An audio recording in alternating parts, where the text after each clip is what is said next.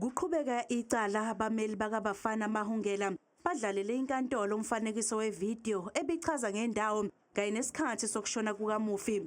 Ummeli womsolo uadvocate Itumeleng Mseko uthe umfanekiso wevideo ukhombisa ukuthi kwangena kuphela umsolwa owayesendaweni yesigameko kodwa kwakunabanye abantu futhi kumsolwa wayengaphethe isikhali. The accused on his right hand and passing the boom gate, on his right hand carrying a phone. On the left hand, he is carrying absolutely nothing.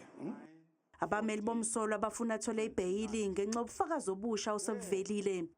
The question is whether the evidence can be adjudged to be new and relevant for the renewed bail application.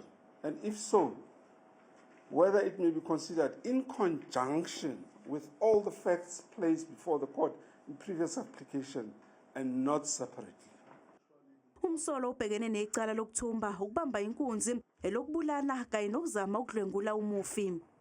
Kusenjalo inkantolo eMantshi yasePalm Ridge ilalele ubufakazi bukadokotela wengqondo ecaleni likaSifiso Mkhwanazi owalahlwa ngamacala okubulala abesifazana abayisithupha okholakala ukuthi babedayisa ngomzimba. Lamacala enzeka phakathi kaMbasa noMfumfu ngo-2022 kanti watholakala enecala ngoNhlaba kulonyaka. Umkhwanazi wadluliselwa ukuba yohlolwa ingqondo. Udokotela wengqondo uthi-ke bavumelana nombono ukuthi ummangalelwa angaba ingozi kwabanye abantu kanti kuzothatha isikhathi eside ukuthi kube noguquko esimeni sakhe somqondo.